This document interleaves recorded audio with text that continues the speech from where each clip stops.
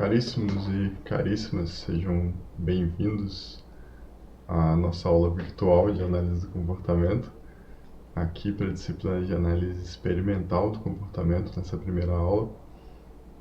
Espero que estejam todos bem de quarentena. Quem não tiver de quarentena ainda, por favor, faça o favor para si mesmo, para a humanidade, e se isole. As nossas aulas todas foram transferidas para a modalidade virtual, então a partir de agora e para os próximos dias, nossas aulas vão ser todas gravadas, todas a modalidade de interação virtual, e acredito que tem vantagens nisso. Mas vamos começar aqui o que interessa, que é o nosso conteúdo.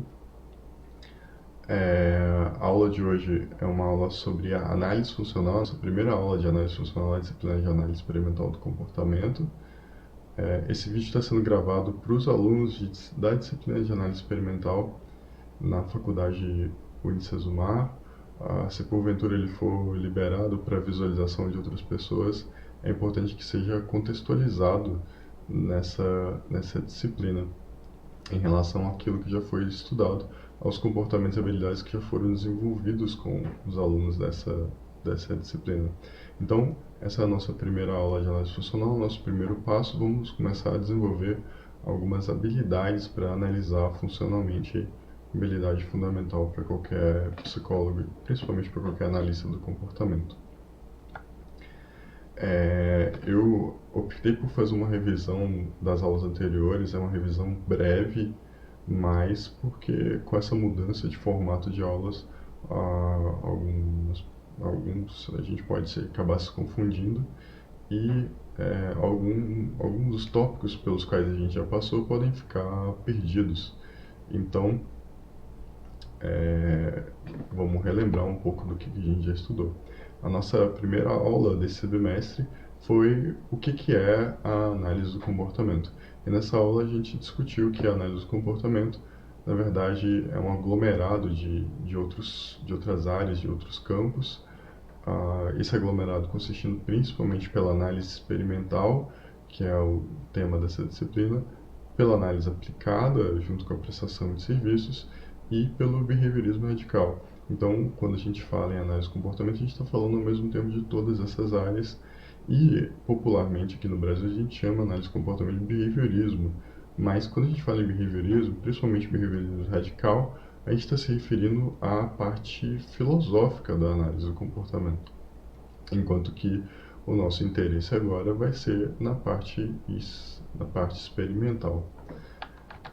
Na aula 2, a gente deu uma estudada sobre a definição de comportamento. Então, a gente discutiu que comportamento tem uma definição de senso comum e tem uma definição para análise do comportamento. Essa definição que eu trouxe, ela é baseada em alguns autores, inclusive alguns que eu coloquei como referência da disciplina, mas é uma definição que eu organizei para a gente discutir alguns aspectos importantes. Ela é diferente da definição do senso comum, ela não é coerente com todos os autores, até porque não há um consenso sobre qual a definição de comportamento que a gente adota, mas eu acho que ela é abrangente o suficiente para aquilo que a gente precisa. Na nossa terceira aula, a gente começou a estudar já formas de se analisar um comportamento a partir da diferenciação entre comportamento respondente e comportamento operante. Então, a partir da nossa definição de comportamento, a gente conseguiu distinguir que o comportamento operante é o comportamento caracterizado pela emissão de uma resposta por um organismo que produz algum tipo de evento no ambiente após, devido a essa emissão, e esse comportamento em questão ele é afetado, ele é alterado de alguma forma por esse evento que se sucede. A gente inclusive passou a estudar um tipo de interação operante, um tipo de comportamento operante chamado, ou um evento relacionado ao comportamento operante chamado de reforçamento positivo, que é quando o evento consequente consiste em algo que é acrescentado no ambiente da pessoa e que aumenta a frequência daquele comportamento que produziu aquele evento. Isso tudo, gente, só para relembrar um pouco. É interessante voltar nessas aulas e estudar novamente esses conceitos para que eles fiquem mais prontos para a aula de hoje. Dentro do reforçamento operante, dentro do reforçamento positivo, a gente estudou aí na nossa última aula tipos de reforçadores, né? Então a gente aprendeu a distinguir os reforçadores pela origem, ou seja, pela forma como eles se tornam reforçadores. E aí a gente identificou que existem reforçadores incondicionados, reforçadores condicionados generalizados.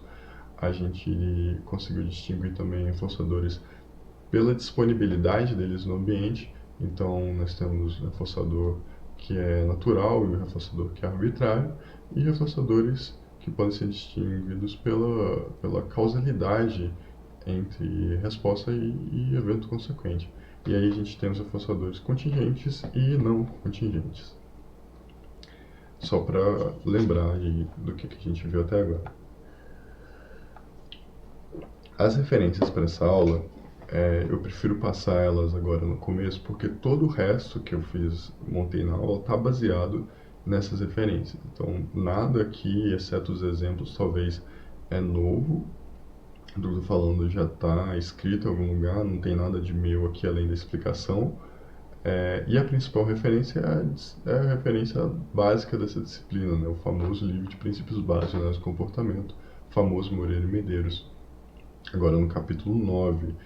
Mas a gente não vai usar o capítulo 9 inteiro. Como é a nossa primeira aula sobre isso, e a gente está construindo essa habilidade, essa competência de analisar funcionalmente o comportamento, a gente vai começar a trabalhar essa habilidade agora e ela vai ser desenvolvida durante o ano inteiro. Então, esse capítulo é mais como uma referência para quem quiser se fundamentar e quem quiser aprofundar, mas é importante contextualizar que a gente está indo bem aos pouquinhos. Agora a gente vai treinar habilidades bem básicas e depois a gente vai aprofundando.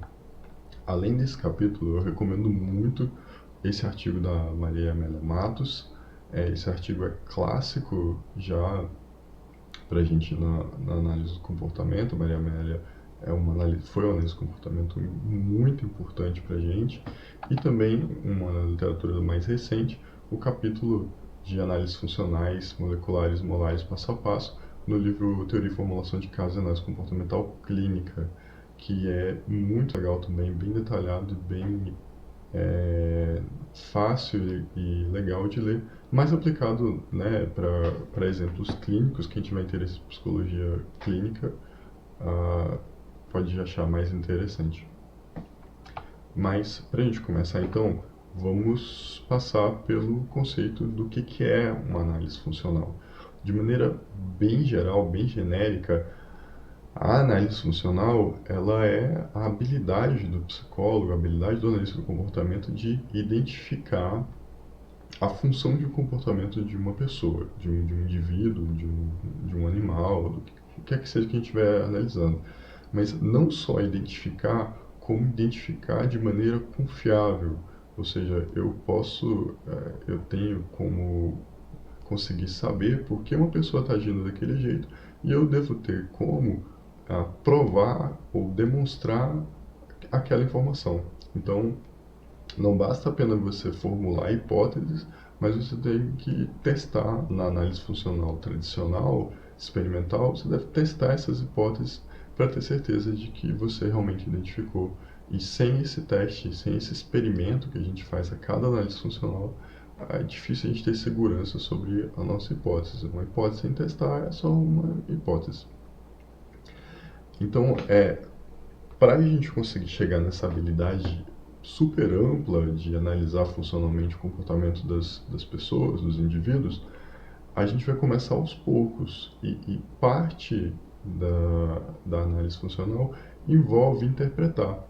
Ou seja, envolve você observar uma interação, observar uma pessoa, um indivíduo, um contexto, e dar um chute, né? Olha, eu acho que ele está agindo assim por causa daquilo. Esse chute, ele não é baseado em meramente a sua opinião ou opinião pessoal, ele é baseado naquilo que a gente estuda sobre comportamento. Então, a partir do conhecimento sobre comportamento, sobre as leis do comportamento, a gente tenta formular um melhor chute, a melhor hipótese possível, e depois vai testar. Nessa disciplina, a gente faz apenas a primeira parte, a gente faz apenas a parte interpretativa, de pegar situações, de analisar essas situações e tentar fazer o melhor chute, a melhor hipótese possível, baseada no conhecimento que a gente estudou, né? Identificar a função baseada no conhecimento que a gente estudou por meio de uma hipótese. Depois, na parte de prática, de estágio, aí a gente completa essa habilidade com a manipulação, né, da variável para testar a hipótese. Isso é feito mais para os últimos anos, com supervisão adequada, por analista de comportamento treinado, um professor treinado na área. Então, nessa parte teórica da disciplina, o que a gente pode fazer é treinar a interpretação. Então, quando a gente estiver falando sobre análise funcional, eu não estou me referindo agora sobre análise funcional experimental, clássica, né? A gente está se referindo aqui à parte interpretativa da análise funcional. Então, as habilidades iniciais ali de interpretação baseada na função de um comportamento. Então, o que serão nossos objetivos para essa aula? Essa aula, na verdade, ela é mais um contexto inicial para que vocês treinem essa habilidade. Essa habilidade ela vai ser cobrada em exercícios, ela vai ser avaliada na nossa avaliação bimestral, então é importante que ela seja treinada, que ela seja praticada bastante. E aqui eu vou dar um exemplo, vou explicar o que a análise funcional que a gente está fazendo, e vou dar um exemplo de como a gente pode analisar comportamentalmente, baseado naquilo que a gente já estudou sobre análise do comportamento, sobre o comportamento humano. Primeira coisa, então, que a gente precisa fazer: observar e registrar cientificamente os comportamentos de um indivíduo e os eventos no contexto no qual ele se encontra.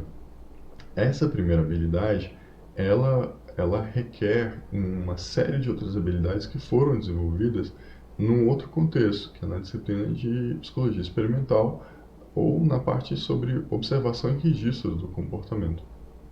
Nesse sentido, eu recomendo muito a leitura e a prática dos exercícios desse livro aqui, que é o Aprendendo a Observar, a terceira edição, da Marilda Fernandes Dana, Maria Amélia Matos, aí de novo. Ele todo, é um livro curto que você lê rápido, faz exercícios dele muito rápido e aprende várias habilidades. Então a gente já vai partir do pressuposto que vocês sabem, dominam essas habilidades. E quem tiver com dificuldades, quem tiver precisando se lembrar, recomendo voltar e dar uma estudada nesse livro. Então, primeiro passo, você para, observa e escreve de maneira o mais objetiva possível, com mais precisão e clareza possível, tudo que o indivíduo que você está tentando analisar o comportamento está fazendo e o que está acontecendo ao redor desse indivíduo no contexto dele. A gente vai dar uns exemplos disso também. Depois que a gente faz essa observação sistemática de tudo que está acontecendo, do que a pessoa está fazendo, do que está acontecendo ao redor dela, né, o contexto antecedente e consequente em relação às ações dela, o próximo passo da nossa análise vai ser agrupar os comportamentos desse indivíduo que a gente observou em termos de sua função. É possível a gente fazer esse agrupamento em termos morfológicos, né, em termos da forma da resposta, da topografia, mas para o nosso interesse aqui a gente vai tentar agrupar eles em termos de função, ou seja, em termos dos eventos no ambiente da pessoa aos quais esses comportamentos estão relacionados. Vamos dar uns exemplos disso também. E aí a gente vai conseguir distinguir entre o que a pessoa está fazendo, que a gente chama, o termo técnico para isso é resposta, né? Quais respostas ela exibe e emite, e quais eventos no ambiente dela estão acontecendo, relacionados a essas respostas. E o termo técnico que a gente usa para isso é a palavra estímulo. E depois que a gente fizer esse agrupamento e conseguir gerar classes de comportamento, né? A gente agrupa as respostas observadas para elaborar uma classe. Essa classe de respostas, esse comportamento, ele vai ajudar a gente a identificar eventos que sejam reforçadores. Então, a gente observa padrões de comportamento, reúne esses padrões, chama isso de classes, e com isso a gente acaba revelando eventos consequentes, ou seja, que acontecem depois de uma emissão de uma resposta, que sejam positivamente reforçadores. A regra para a gente fazer essa identificação é conseguir, primeiro, identificar um evento que apareceu, que aconteceu, e que, por causa desse acontecimento, depois da resposta, depois da emissão da resposta, aumentou a frequência dessa resposta. Ou seja, depois desse evento, essa resposta passou a acontecer mais vezes. A gente precisa observar isso para conseguir ter certeza de que aquele evento foi reforçador, né, para a nossa parte de identificação, de hipotetização, sem a gente conseguir ter essa análise, essa interpretação de que aquele evento foi positivamente reforçador, ou melhor, que ele aumentou a frequência da resposta, não faz sentido dizer que ele é positivamente reforçador ou que ele é um reforçador. Então a gente precisa ver esse aumento de frequência de resposta. Depois disso, é interessante a gente fazer uma classificação dos reforçadores que a gente identificou. Então a gente já identificou o que a pessoa faz, a gente identificou a consequência reforçadora, agora é necessário, para terminar a atividade, para terminar essa etapa inicial de análise, classificar esses reforçadores. Essa classificação, agora, ela pode parecer um elemento meramente acadêmico, né, teórico, só para a gente discutir se é ou se não é. Mas ela vai ser muito importante quando a gente vai planejando intervenções, que é a área mais focada na disciplina de análise aplicada do comportamento.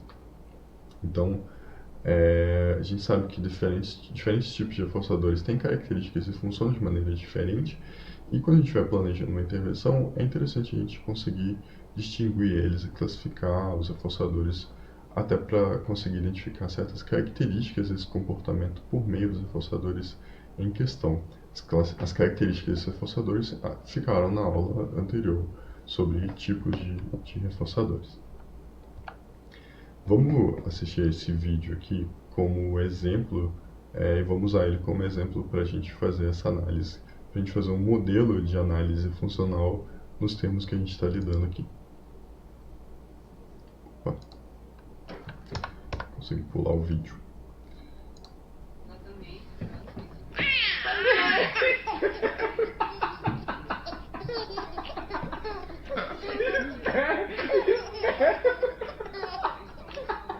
Espera.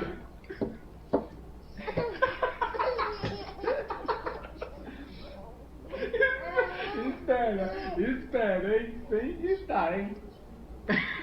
Espera aí. Que susto, meu! Eu vou cortar esse pontinho só! Oh, meu Deus! Que escândalo eu tenho que fazer! Espera, só um pontinho! Calma, calma! Ah, não!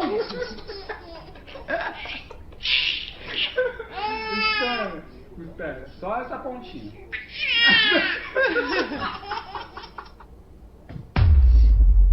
Gente, eu assisti tanto esse vídeo que eu tô conseguindo quase não rir quando eu assisto ele.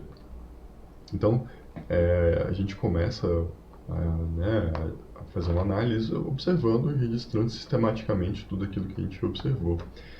E aqui eu fiz, para trazer para a gente pronto já, essa observação. Então, tem um bebê, né, ele está sentado, está olhando para a pessoa que está em frente a ela, e essa pessoa segurando a mão do bebê, e ele está segurando um alicate. Eu não vou ler toda a descrição, porque a gente assistiu o vídeo, mas aqui tem uma descrição.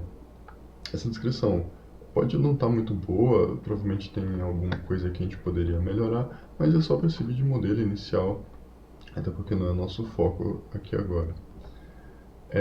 Então, no segundo passo, a gente agora vai identificar respostas e tentar agrupar essas respostas baseadas na função, ou seja, baseadas em algum evento que se segue, né, ou algum efeito que essas respostas exercem no ambiente em que elas estão acontecendo. Eu selecionei aqui, basicamente, as respostas do bebê de gargalhar, de rir e de vocalização, né? De fazer barulho, quando ele faz aqueles barulhos com a boca antes de rir. Então, como as entradas, né, estão numeradas, dá para a gente selecionar, dá para vocês verem em vermelho aí todos os comportamentos dessa sessão de observação que a gente fez. Por que eu selecionei esses comportamentos? Porque eles causam um efeito em comum no ambiente deles.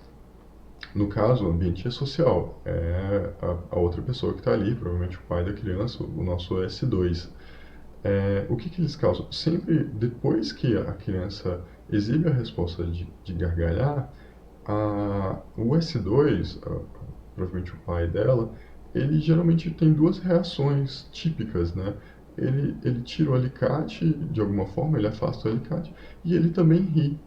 Então é possível a gente identificar aqui que essas respostas elas estão relacionadas, ou seja, mesmo que cada vez que o bebê ri, ele gargalhe e faça barulho, não é igual à outra, elas estão relacionadas funcionalmente, porque sempre que ele faz ele emite essa resposta, algo em comum acontece, que são as reações do pai, né, de afastar o alicate, seja afastar mesmo, seja tirar e pegar nas costas do bebê, ou pegar com a mão com o alicate em algum outro lugar, e rir junto.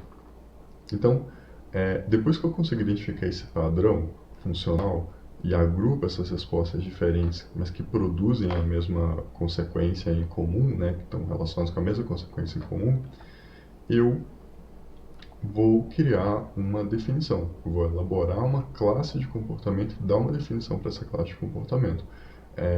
Os eventos, né, registrados que vão participar dessa classe que eu estou criando aqui são esses aí, esses números, essas entradas que eu listei, e essa é a definição que eu estou propondo. Eu vou chamar essa classe de comportamento de vocalização e gargalhada. A gente podia chamar de qualquer outra coisa, podia chamar de brincadeiras, de gargalhar, de sorrir, vocalizações gargalhadas. E como que é a definição desse comportamento aqui pra gente? Lembrando que a definição ela tem 3 elementos, as condições necessárias, a descrição do evento em si e a unidade de análise. A definição fica sendo como vocalização e gargalhada é quando o bebê tem o S2 diante de si, esse S2 está segurando o alicate. Consiste o evento, então, em S1, né, o bebê em questão, emitir sons e risadas, de maneira que S1 gargalhe e afaste o alicate de si. No caso aqui é o S2, está escrito errado, então presta atenção, está escrito errado aqui no slide. É S2, de maneira que S2 gargalhe e afaste o alicate, né, das unhas de S1. S2, no caso, é a outra pessoa que está com ele. Então, de novo, qual é a definição do comportamento? Estando o bebê, né, estando nosso S1 diante de outra pessoa que está segurando o alicate, a gente considera a vocalização gargalhada toda vez que ele emite sons e ri, de maneira que o S2 afaste o alicate de si e que ele gargalhe também. Ou seja, esses dois eventos, o S1, o S2 gargalhar e afastar o alicate, é que são o efeito em comum que cria a classe, a função do comportamento. A gente conta esse comportamento toda vez que o S1 emite algum ruído pela boca e termina, né, esse episódio quando ele fica em silêncio. Então, fizemos a definição, agora a gente precisa identificar o evento consequente reforçador. Fazendo uma análise ABC, né, fazendo aqui a partir da nossa definição,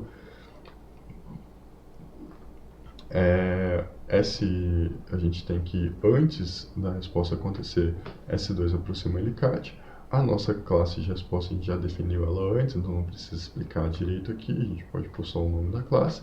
E o que acontece? Qual que é o evento consequente que tipicamente se segue à nossa classe de respostas? Que o S2 ele gargalha e ele afasta o alicate. Então, agora a gente precisa identificar qual é o evento reforçador. E o evento reforçador aqui em questão é o S2 gargalhar. Não é ele afastar o alicate. Isso é um detalhe importante aqui pra gente. Por quê? O comportamento de vocalizar e de rir do bebê, ele tem dois eventos consequentes típicos. O S1 gargalha e o S2 gargalha e o S2 afasta o alicate. Mas só a gargalhada é positivamente afastatadora. Dá pra gente entender que quando ele afasta o alicate, ele não está trazendo, acrescentando nada para o ambiente da criança, ele está tirando. Então, se ele está tirando, não é um reforçador positivo, seria um reforçador negativo, que a gente não estudou ainda, vamos deixar para ver um pouco mais para frente. Então, a gargalhada é o evento que ele traz para próximo, né, que aumenta no ambiente dessa criança, e por causa da gargalhada, mas não só por causa dela, ele passa a fazer mais barulho e a rir mais nesse contexto. Então, dá pra gente dizer que a gargalhada é um reforçador positivo, a gargalhada do S2 é um reforçador positivo para as vocalizações do S1, porque é algo que foi acrescentado no ambiente dele e que leva a criança a emitir essa classe de respostas mais vezes. Então, aqui a gente conseguiu identificar o nosso reforçador positivo e temos uma boa análise, uma boa argumentação para defender que esse é o reforçador positivo. Então, o nosso último passo é classificar esses reforçadores.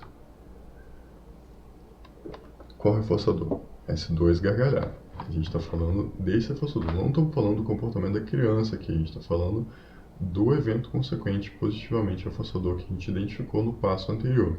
Como que a gente classifica ele? Então, em relação à origem, ele é incondicionado, condicionado, generalizado. Aqui, a gente vai ter que usar de nosso conhecimento teórico e interpretação para conseguir fazer essa identificação, essa classificação dos reforçadores. Então, como se trata de interpretação, não tem como a gente provar 100% de certeza. Isso a gente só conseguiria fazendo a parte experimental, a gente precisava testar. Fica uma questão de discussão e de coerência com a teoria. Eu vou adiantar aqui pra gente e vou dizer para vocês que é muito provável que esse reforçador, a gargalhada de S2, seja um reforçador generalizado, que está relacionado com vários reforçadores incondicionados, né? Provavelmente a risada dessa pessoa ele foi relacionada com vários outros reforçadores e por isso agora ela funciona como um reforçador generalizado para o bebê, para a resposta do bebê que a gente está analisando. Em relação à disponibilidade, fica aí a gente discutir se é natural ou arbitrário. Nesse caso, é muito difícil a gente ter certeza, porque a gente precisaria saber se o S1, né, desculpa, se o S2 estava rindo de propósito para fazer o S1 aumentar.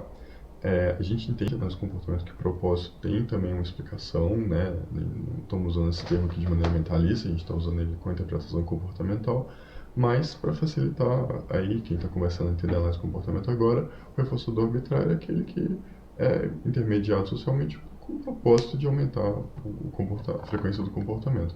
Nesse caso é muito difícil saber. Eu chutaria pela observação mesmo que o S2 está respondendo de maneira natural, mas é difícil defender, é mais por experiência, por observação, pelos trejeitos dele, do que algo teórico que a gente pudesse discutir melhor. Fica nublado aí e é aberto à discussão. E na terceira classificação, é um tipo de reforçador contingente. O S2 gargalha só depois do S1 fazer barulho e gargalhar também, e rir também. Ele não fica gargalhando independente do que o outro faz, do que o S1 faz. Então, por isso a gente pode considerar esse reforçador como contingente. Certo? Então, Aí a gente fez o nosso primeiro passo de análise funcional. A gente conseguiu identificar a resposta, uma classe de respostas e o reforçador que mantém essa classe e classificar esses reforçadores. Agora, vamos fazer um outro exemplo, pegando agora os comportamentos de S2. Então, voltamos aqui para o nosso modelo, né, o registro de observação daquele microvídeo. E agora a gente seleciona alguns comportamentos de S2. No caso, os comportamentos de S2 de tentar cortar a unha, né, do S1. Ele está com alicate querendo cortar a unha, então tentar cortar a unha. E aí a gente selecionou esses comportamentos baseados em quê? Baseados na função deles. Porque sempre que essas respostas, esses eventos comportamentais ocorrem, há um evento no ambiente que se segue, que é o S1 disparar, rir ou fazer algum tipo de barulho. Então dá pra gente dizer que, apesar de que todas as vezes que ele tenta cortar a unha são respostas com forma diferente, com a topografia, os movimentos são diferentes, não são exatamente os mesmos, eles podem ser agrupados porque eles levam a um evento em comum, a uma consequência em comum, que é uma consequência do ambiente social, que é a risada ou o S1 fazer algum tipo de barulho, algum tipo de vocalização. Então, conseguimos identificar, conseguimos agrupar devido à função. Vamos fazer aqui a nossa definição. Eu nomeei essa classe como brincar de cortar unha, porque apesar de que ele está com o alicate, ele está movimentando o alicate, em momento algum ele corta as unhas mesmo, então ele fica apenas rindo. Então, o que reforça essa classe não é a unha cortada, é a risada, é o barulho, é a vocalização que o S1 faz. Então, a definição ficou desse jeito, estando S2, né, diante a S1, segurando o alicate, consiste em aproximar o alicate das unhas de S1 de maneira que limita algum som vocal. Então, seja o barulho que ele faz, seja a risada, a gargalhada. Inicia quando ele aproxima o alicate, quando o S2 aproxima o alicate, e termina quando S1 para de gargalhar. Aqui a gente fez a definição da nossa classe de comportamentos, ou seja, da classe que engloba todas aquelas respostas que a gente observou. Aqui, para a gente fazer a nossa análise ABC, a nossa análise de antecedente, respostas e consequentes, eventos antecedentes, respostas e eventos consequentes, a gente tem que, antes de S2 emitir a resposta de brincar de cortar a unha, o S1 está ali, né, tá diante dele, e quando ele aproxima, então, o alicate das unhas de S1, S1 gargalha ou S1 emite algum ruído. E essa é a consequência, então, relacionada que aumenta a frequência. E porque é uma consequência que está ali, que aparece no ambiente de S2 e que aumenta a frequência, a gente pode dizer que ela é uma consequência positivamente reforçadora. Então, temos aqui um caso de reforçamento positivo. Depois que a gente identificou então o reforçador positivo, a gente precisa classificar esses reforçadores. De novo, a gente está falando da consequência reforçadora de S1 gargalhar, certo? Para fazer essa classificação, a gente não pode olhar para a resposta, a gente tem que olhar para o reforçador que afeta essa resposta. E aqui, no caso, S1 gargalhar. Em relação à origem, da mesma forma como no exemplo anterior, eu considero aqui, com algumas ressalvas, muita discussão, isso aqui a gente pode debater, que é provável que seja um reforçador generalizado. Em relação à disponibilidade no ambiente, é um reforçador natural. De novo, isso é muito aberto à discussão.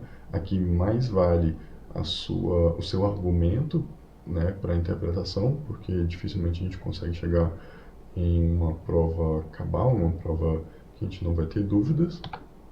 E em relação à contingência, é o caso de um reforçador contingente, porque ele depende. O bebê não gargalha se S1 não aproxima se S2 não aproxima o alicate, se não interage com ele de alguma forma. O bebê meio que fica, né, ali paradinho, olhando, e aí quando o S2 aproxima o alicate e interage com ele, o bebê gargalha. Então, para o bebê gargalhar, depende, né, do S2 fazer alguma coisa. Então, aqui a gente termina o nosso segundo exemplo. São exemplos simples, mas para vocês verem que dá para analisar a situação das duas formas, né? Considerando S1 de um lado, os comportamentos de S1, os comportamentos de S2. E então a gente vai para alguns exercícios. Nesses exercícios, com exceção de um, eu estou passando para vocês nos slides que vão aqui no vídeo ou que vão estar no material do estúdio, casos que já estão transcritos, que não vão ter vídeo.